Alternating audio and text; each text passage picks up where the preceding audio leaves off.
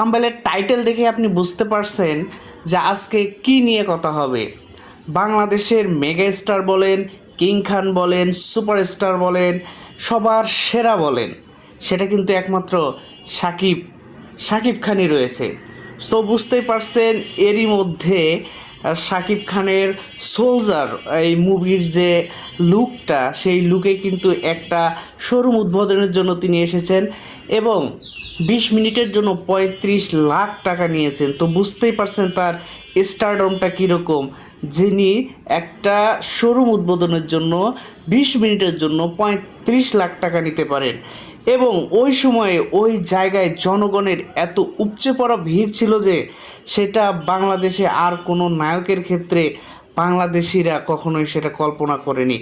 আর তার যে লুক, সেই লুকটা তো অনেক দুর্দান্ত ছিল। মনে হচ্ছিল যে হলিউড বলিউডের কোনো নাম করা সুপারস্টারদের লুক আমরা দেখতে পাচ্ছি।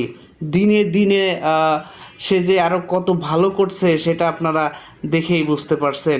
শাকিব খানের স্টারডম দেখে, শাকিব খানের লুক দেখে আশা করি সোলজার মুভিটা অনেক দুর্দান্ত হবে।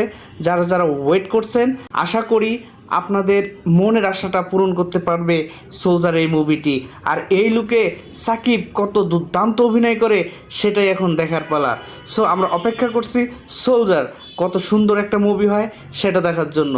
তো ততক্ষণ পর্যন্ত ভালো থাকবেন এবং আমাদের চ্যানেলকে সাবস্ক্রাইব করবেন, কেননা সোলজার মুভির সব ধরনের ইনফরমেশন কিন্তু আপনারা এখানে পেয়ে যাবেন। ধন্যবাদ সবাইকে এতক্ষণ সময় দিয়ে পাশে থাকার জন্য।